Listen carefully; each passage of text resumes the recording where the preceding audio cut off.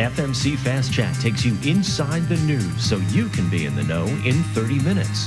Hosted by Fair Media Council CEO and Executive Director Jackie Clement, Fast Chat features notables in news, media, and business.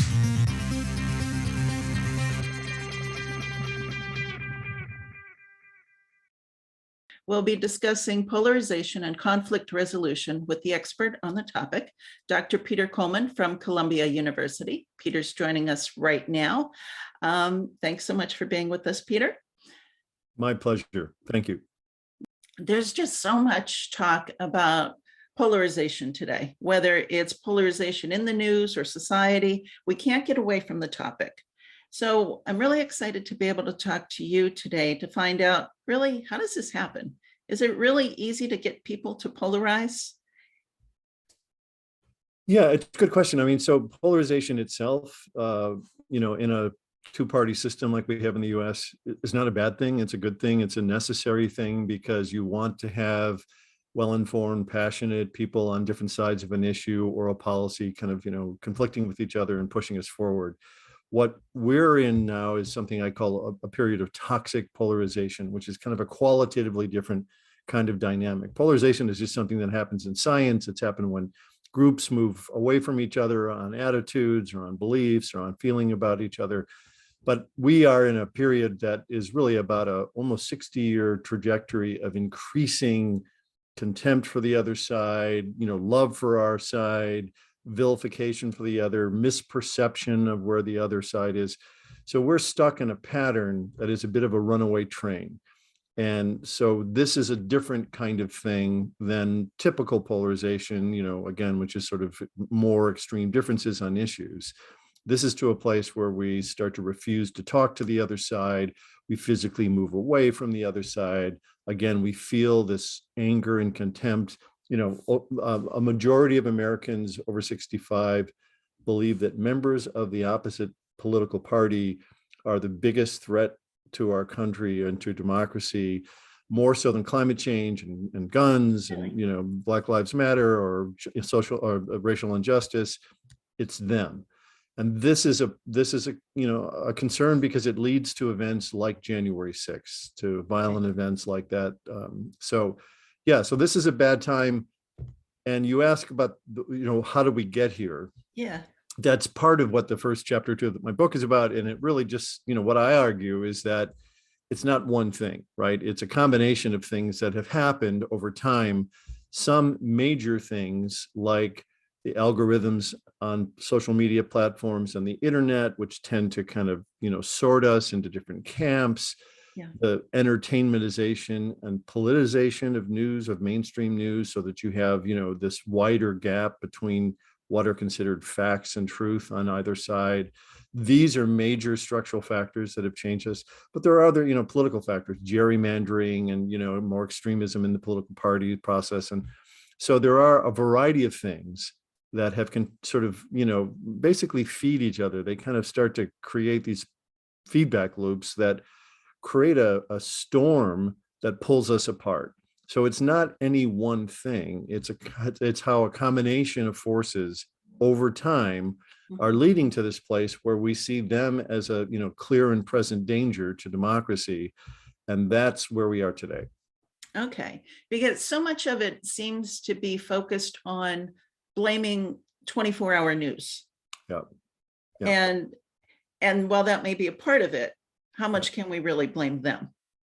Yeah, well, again, I trace this current trajectory of polarization back to about the mid-1970s. And, it's true that 24-hour cable news, that, again, what I would call, there's something called the 60 Minutes effect, which is the fact that, local news used to be tedious local news. It was just sort of accounts of what was happening in your neighborhood or around the world. And then when 60 Minutes first started to make a profit, right, it was the first news show that actually made money and didn't lose money for the network or that's what was a tipping point when producers started to say, oh, we can make money on this, so let's make it more sensational and more compelling and sexier and more provocative. And so there is this, tendency now, the business model of mainstream news is to try to capture eyeballs, capture attention, and you do that through provocation. But the same is true on social media, right? Social media's basic platform is to the most provocative content, what Facebook calls meaningful engagement, is the stuff that goes viral. And so they tend to direct more people to that content, which is this, another kind of dynamic. So it is a combination of the fact that politics have taken a kind of politics as war turn in the 80s and 90s. Okay.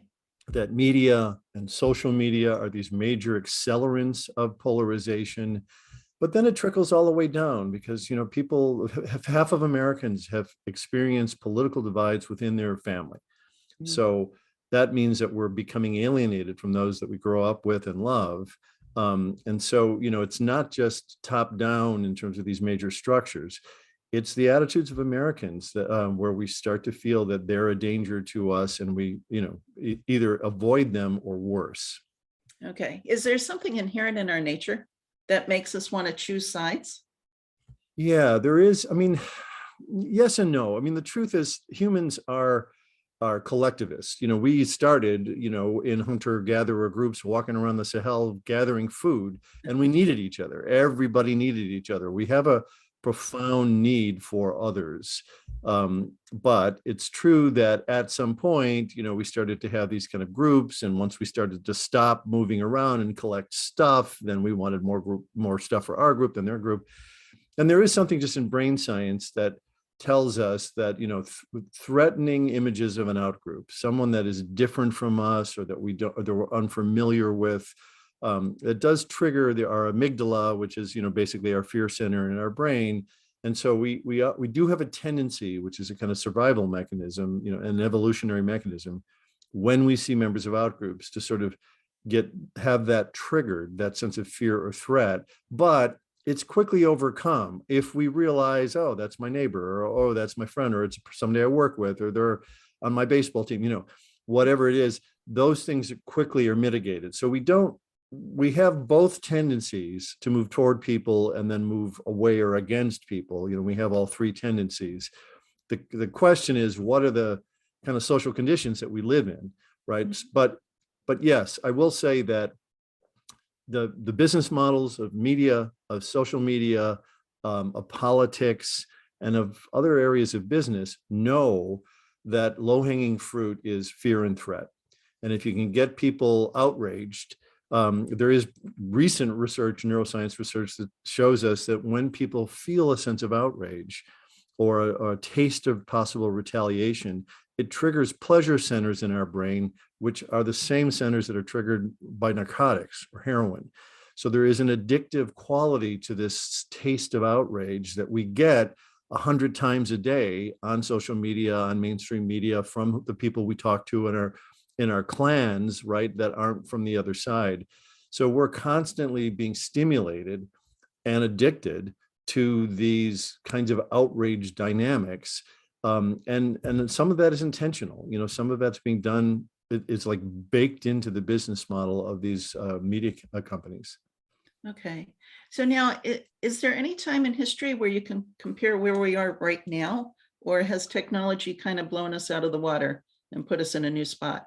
Well, so historians like John Meacham and Doris Kearns Goodwin have been comparing the political climate of the day today to the 1850s in America, which was just before our Civil War, because there are some parallels. There was a large secessionist movement, something like 40% of Biden voters and 50% of Trump voters today say that they think we should consider, their group should consider seceding, right, and sort of starting their own country. So there's a significant secessionist movement. There's huge disinformation campaigns which parallel the 1850s. And then there's, distrust in our electoral system and a disputed election. Something like 85% of Republicans still hold that the last election was stolen away from Donald Trump. So those are conditions. When you add to that we have 400 plus million guns in this country, 80% which are owned by the right. When you have people physically moving away from each other, we see this sort of sorting, not just into, people move, Republicans and conservatives into rural areas and and progresses into urban areas. But Okay. even within cities, we're seeing sorting into neighborhoods so that you have these clusters. And that's what research has shown us is a recipe for violence.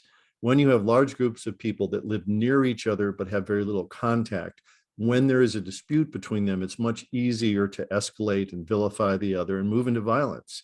So, yes, the Civil War was bad. Mhm. America has had bad patches before, but you have to today add on these layers of media and social media, which are accelerants of this kind of psychoses that we're in, these, parallel universes that we live in. And so in some ways we parallel the 1850s, in other ways it's worse. Yeah, okay. Do you see any kind of plateau happening anytime soon? When do we get to the tipping point here? Yeah, well, that's a great question. That's the $1 million question. I think that, what I was surprised by, many of us have been surprised by, is the fact that COVID wasn't that COVID didn't unite us. There's a idea in peace studies, which is something called the disaster diplomacy. When you have, ethnic groups that are at war, and then a tsunami wipes out their region, oftentimes they put down their arms and they help rebuild, and it starts a different kind of dynamic. So you would think that COVID, the pandemic, that the economic downturn associated with it, that other kinds of crises that we've faced, the wildfires in the West, that these things would unite communities, but they're oftentimes now politically weaponized and they're used to further divide us. So, that's a foreboding fact, because the things that tend to divide are another enemy, a greater enemy, particularly when there's so much division. But we're not seeing these, biological events or these natural events as bigger than our own internal divisions. We're using them as sort of evidence that the other side is evil or wrong or trying to harm us. So, yeah. So and of course, January 6th likely should have been a tipping point where people were like, okay, but you even see members of Congress that were there that day whose lives were threatened kind of, regroup and say, nope, it's not, it wasn't a problem, nothing to see here, So it is almost psychotic that level of threat is disregarded for political gain.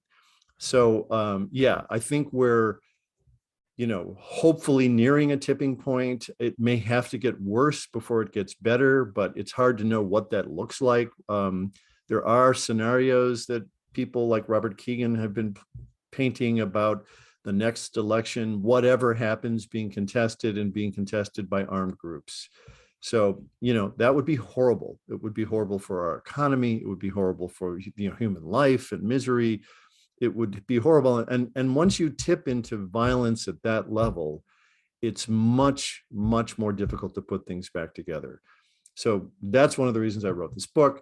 That's one of the reasons I'm talking to the media constantly, is because I feel like, Doris Kearns Goodwin and John Meacham are not alarmists. They're, actually, reasonable people that understand history. They're alarmed. And I think we should be alarmed. And we should take advantage of this time when we are kind of all destabilized and challenged coming out of COVID to seriously think about, is this the future we want? Do we want to run into a civil war, or can we bring our communities back from the brink? Yeah, I'm wondering, because you teach these courses at Columbia, Yeah. the students you're teaching have basically grown up in this environment. So how are your classes perceived? And is there anything you find surprising with the generation that you're interacting with? Yeah, good question. I mean, so my students, so I tend to teach graduate students, master's and PhD students mostly, and they're from all over the world. And many of them are from places, from war zones. And they've lived through times like this where they saw, people saw early warnings and they tipped into violence. And so they're an anxious group because they came here hoping that they would have a very different kinds of experience. And then they start to see the kind of build up towards tyranny and build up towards violence. So that group is definitely anxious. Yeah, younger people, I mean, again, I think when you've lived in a bubble for years and not, experienced directly things like war, remember, a very small percentage of Americans went to Afghanistan, went to Iraq, actually experienced violence and war. And oftentimes the rest of the country, particularly younger populations, are very insulated from that. And so it's an idea, but it's not a reality. If you've been to places that are, fragile states like Haiti or Gaza, these places are, are desperate places. And it's, this is not something that, violence and war are rarely the answer. They're unfortunately oftentimes one of the first, choices that decision makers make, but they are basically, you choose that if you have an absence of an imagination about what else you can do. So, I have this message, I share this message with my students. It does feel like they take it seriously, but when you've grown up in places that have been violent or dangerous, you get it. If you've been really insulated from that, it's more of an idea than it is a practical fear. Okay. And you did mention that some of your students come from war zones. I mean, would you not say that America today qualifies or at least meets the definition of a war zone? Well, it's not a war zone, there's all these technical definitions, and wars Yeah. are actually where you have 1,000, deaths from intergroup warfare over in a period of a year. So there are these like thresholds that they use to define it. So we're not a war zone, but we're not a peaceful country. There are indices that measure, levels of peacefulness, whether you're internally peaceful or you're peaceful internationally. And the US is way down because we put so many people in prison. In fact, more than any other country, right? Okay. So we have a very punitive system, and we have high levels of gun violence and homicide and other kinds of, violent crimes. We have high levels of discrimination and inequality. All of those things contribute to us getting very low rankings in terms of our peacefulness. Okay. We haven't tipped into war zone yet. We're not defined as a conflict zone yet, but definitely the world is worried because we have for so long been this beacon of hope and possibility of, how democracies can be functional and move forward and be promising. And there has been such a backslide on it that a lot of the world is really either concerned about us or just disengaging from us because we seem to not have the answer anymore. Okay. So what countries are doing these things well? Where would I move to would be the question. Yeah, that's a great question. Well, again, it depends on what you're measuring, but so there are, the good news is, so we have one of the projects I have at Columbia is a project on sustainably peaceful societies. And there's a website which you can go to and click on it, and it will show you a map of these societies, which are all over the world. And they're everywhere from Costa Rica, which decided in 1948 to really pivot out of a civil war and move and grow a peaceful society. But the Scandinavian countries for a couple of 100 years have been really leaders in this. And again, these are places that are not without, challenges. They've had immigration challenges, downturns in their economy, rise of more right-wing groups. So they're not utopias. They're places that have challenges, but they're better able to navigate this. In Africa, Botswana and Mauritius are two of the most highly peaceful nations on the continent, but there's also New Zealand. Australia is a more peaceful place. So there are, pockets around the world, and these can be small societies or they can be large societies that are, like the Scandinavian nations that agree to kind of work together and cooperate. So there are many good, there are many lovely places. But even Canada, which, is known as a more peaceful place, it's much less violent place than us. But I was on a call with a business group in Alberta this week, and they're experiencing, particularly around COVID vaccination and vaccination mandates and mask mandates, major divisions in between the rural and urban divide, and even within companies. And so they're seeing polarization increase, becoming more vitriolic in their politics, becoming much more so in everyday life, particularly around protection against COVID. So it's not something that societies are immune from, but many societies are much more proactive and concerned when it arises, and they don't prey on it as much as our businesses and our politics do. Okay. Have you found, is there any correlation between how religious a country may be, or what that religion is, versus the state of peace versus war? Yeah, that's a good question. So religion is a tricky thing because sometimes religion is about tolerance and acceptance and forgiveness and Yeah. community, and sometimes it is the source of the conflict, right? Yeah. There is this place that we've studied, we've done, sort of field studies with in called Mauritius, which is an island off of the coast of Africa, but it's the most peaceful nation in Africa. And it's an interesting place because it's a very religious place. High number of Hindus, Muslims, Christians, Catholics, and others. And the vast majority of the population is very religious. What's interesting about Mauritius is that there is a strict taboo in Mauritius about proselytizing, about missionaries coming in and basically pilfering people from from other religions to theirs. Okay. That is not accepted. So what they appreciate is that people are spiritual, because again, there's a consciousness to that, and there are these kind of core values that most of the major religions share. But what they are careful to do is not challenge each other in terms of their numbers and in terms of their believers, Okay. which is one of the things that you don't see in a lot of the world. There's still major missionary activity happening everywhere. So there are some conditions under which religions promote more tolerance, more acceptance, and more engagement. And then there are other conditions where it's weaponized. So like anything else, it can be weaponized and be the source of division, or it can be the source of great unity. Right now, I just came back from Vienna at a meeting, and I met a group of people that are involved in the Middle East, in Israel, Palestine. And there's an initiative there called the Holy Land Initiative.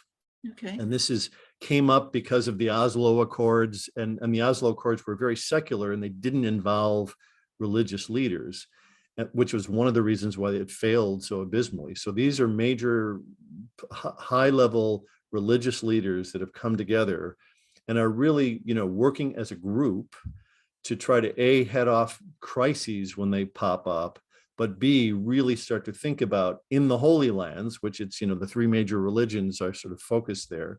Yeah. How can religion serve a view and a vision of peace in the Middle East? So there are groups like that that are immensely hopeful and impressive.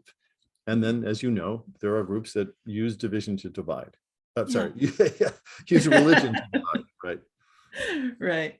So I'm wondering, as you speak, though, I mean, when you were 5 years old, what did you think you'd be when you grew up? Because this is not, your typical career topic choice. Yeah, I like that question too. I mean, I think when I was 5 years old, I think I wanted to be an artist. I wanted to be a painter. That was, I think, my fantasy. Although I do remember, like, that changing from day to day. I also then wanted to be an army man, and then I wanted to be a fireman, and then I would like put on a different outfit every day. So part of it was wanting to be an actor, I think, but part of it was, I wanted to be an artist, and I frankly do think that I'm able to, in my work, tap into creativity a lot. I think being creative in what you do is a great resource, and it's a great opportunity, and to me, it's the most fun component of what I do. But I will say that I grew up in Chicago. I was born in '59, and I grew up in Chicago in the late '60s, and it was a time in Chicago of great tumult.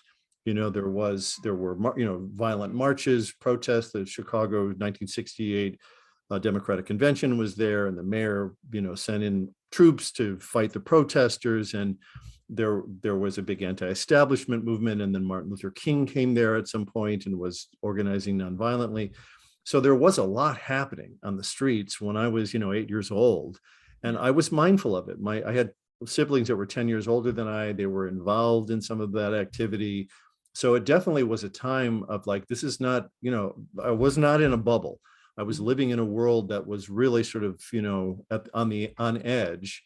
And that did, I think, wake me up to the fact that the world sometimes, gets chaotic, gets contentious, and you need to be mindful of that. So I think that has always stayed with me and affected what I do today. Okay. So are you the guy your friends call to resolve their marital disputes you know? That too a good question. I definitely am called into at some times to help people think through things. Okay. And I think sometimes when there are difficult conversations that need to be had, I am seen as a resource for that. So yes, I was thinking about that today, that there have been particular times in my life when, there's been an addiction in a family and somebody needed some confrontation and intervention, or there's, as you say, been tensions to some degree with colleagues or friends. But I will also say, part of my life is as an activist. I'm a major activist for inclusion and anti-bias and anti-discrimination. So in that way, I cause conflict. I'm a gadfly. I challenge our institutions to do better, because institutions get lazy unless somebody is sort of saying this is unacceptable. So I go back and forth. In some domains, I definitely am seen as a mediator and a peace builder. In other domains, I'm pushing the edge. Okay. What do you think your knowledge makes you a better activist? I think so. I mean, again, that's hard for me to say, but I do think that, what I study is how, families, communities, cities, nations change or don't when they get stuck in these long-term patterns, like the pattern of polarization. But also we study societies that are deeply divided and or violent, and then radically change, like Costa Rica did in 1948, came out of a bloody civil war and said, enough, we don't want this anymore. We're going to choose a very different path. And those cases are really interesting to me, because it does show that you're not, destined for violence and destined for protracted violence, but there are communities, nations that have come out of those times and pivoted. So we study those.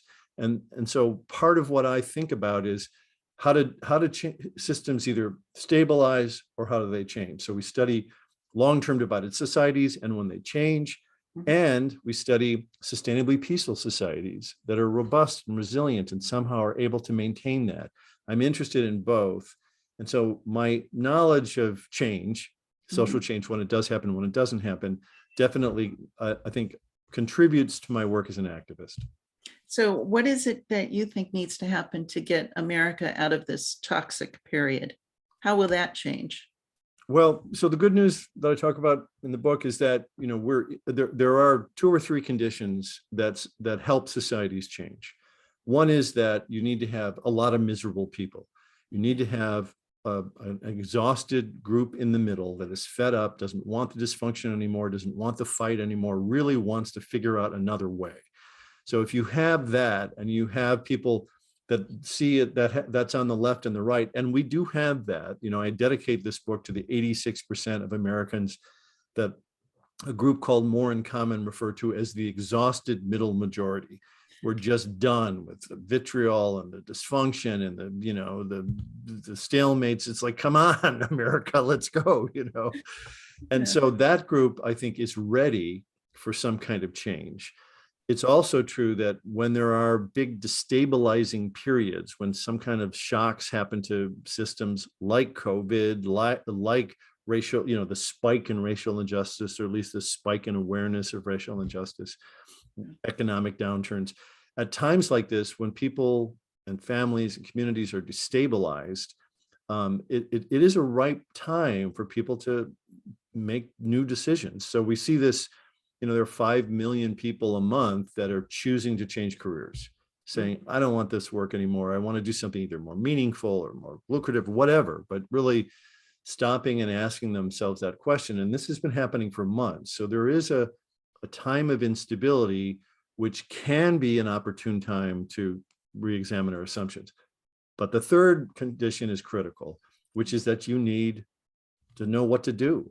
What are the alternatives? What's a different way to engage? That's why I wrote The Way Out. And what The Way Out tries to do is use science. I'm a social scientist. I'm familiar with and teach the science on social change and constructive conflict. And so what I've done in the book is sort of pick 5 areas, 5 principles of science that are particularly relevant for you in making your own choices, or for your family, or for your neighborhood, or for your community, or the nation. They scale up because they're basic ideas in science, and they've been shown to be valid at different levels. And so what I try to do is sort of say, this is what science says would help, and this is what it looks like for you, for your workplace, for your community, and ultimately for our nation. There are ways that this can be enacted. So that's what's important, is that at this time of instability, anxiety, exhaustion, that people take advantage of it and say, what kind of life do I want for myself? What kind of life do I want for my children and grandchildren if I have them? Where do I want to move forward? How do I want to see us move forward? And do I want to just keep on the same wheel and fight the fight and lead to worse times? Or what can I do? And who also are the groups that are doing this? This is an important thing I talk about in the book, is because the pattern we're on is similar to an addiction. It is a biopsychosocial structural problem. It's within my neurological structures about what information I process and don't process. It's in my psychology and my attitudes. It's in my networks of relationships, the people I do talk to all the time and the people I never talk to. It's in the social media. It's in other media. It scales up. So this is a problem that's bigger than us. And so it's difficult when you're an addict, or it's difficult when you're stuck in a pattern like this, for you just to say, okay, I'm done, I'm going to change, because we're pulled in by so many things. So one of the things I recommend is that you find other people in your family, in your workplace, community, that are also exhausted and also looking for a pivot. There's a website that I would recommend your viewers go to, which is called the Bridging Divides Initiative. It's out of Princeton University, and it's a map of America. And if you zoom in on it, it's an interactive map. You can look at your town, your county, and find several of the thousands of bridge building groups that have sprung up in your community, usually to deal with local issues. It might be race relations, it might be political divisions, it might be ethnic divisions of other types, but there are thousands of these groups across the country that are at the community level, as well as groups in journalism, and groups around environmental issues, in government. There are these bridge building groups, individuals and groups that help, right? That you can sort of turn to and say, this is hard to do. Can you give me some sense of how to do this? Or do you have a forum that I can come to get a sense of how you do this? That's, I think, a really useful step for most people that feel like overwhelmed by this is too hard. Yeah. Okay. And on that note, Yeah. we need to wrap up, but with Thanksgiving coming up, it seems to be turning into the holiday people fear the most, because it means getting together with people around a table, and you have to talk about something. And we don't seem to be able to talk about anything anymore. So do you have any advice or any tips for how people can actually enjoy time together? I do. Yeah. And in fact, I can send you a link if you can post a link. There was a piece that Columbia News interviewed me about this topic, and they posted it, I think, yesterday. So I'm happy to send that. It's, a series of questions on this, but I'll give you a simple answer, which is that, first of all, I think it starts by you thinking about you. Are you in a good place to go into these dinners, these meals, these gatherings with family and friends? Are you easily triggered? Are you do you feel toxic yourself? Are you exhausted and fatigued? Those things matter, and having some kind of mindfulness of where you are going in matters.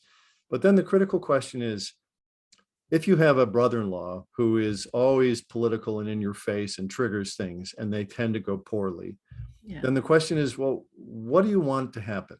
Like, what really would you like to see happen? Do you want to shame them and attack them and escalate things and, therefore ruin a gathering?